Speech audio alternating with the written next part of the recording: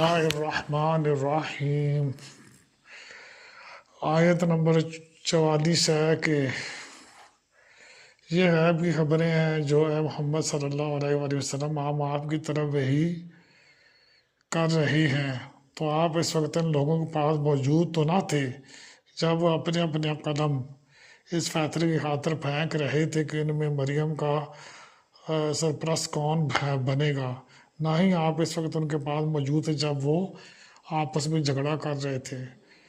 یعنی یہ واقعات جو صدیوں پہلے گزر چکے ہیں، اور آپ کا بالکل ٹھیک طور پر اپنے مخالفین کو بتلا دینا یہ آپ کا معجزہ ہے اور آپ کی نبوت اور واضح دلیل ہے، ٹھیک ہے۔ تو اب اسے دیکھ لیں کہ کتنا زبردست طریقے سے بتایا جا رہا ہے، اور یہ بھی کہا وہاں کون تردہم۔ تو یہاں پر ایک اور بات بھی ذہن میں یہ جو ہے نا کہ یلقون اقلام مطلب قلم اپنے ڈالنے، تو وہ اتنا تک یہ سب لوگوں نے اپنے اپنے جو کلمیں تھیں جن سے وہ تورات لکھا کرتے تھے تو بہتی ندی میں پھینک دیں۔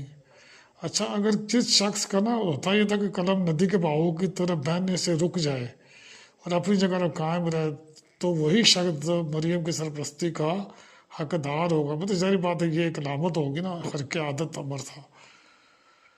تو جب پھینکی گئی تو حضرت زکریا علیہ السلام کے قلم کے علاوہ باقی سب قلمیں پانی کے بہاؤ کے رخ پہ نکلی۔ تو یہ خالو بھی تھے حقیقی، ٹھیک ہو گیا۔ تو اب اس چیز میں اللہ تعالیٰ کی ذات جو ہے نا ان کو اللہ نے یہ فضیلت اور شرف بخشا۔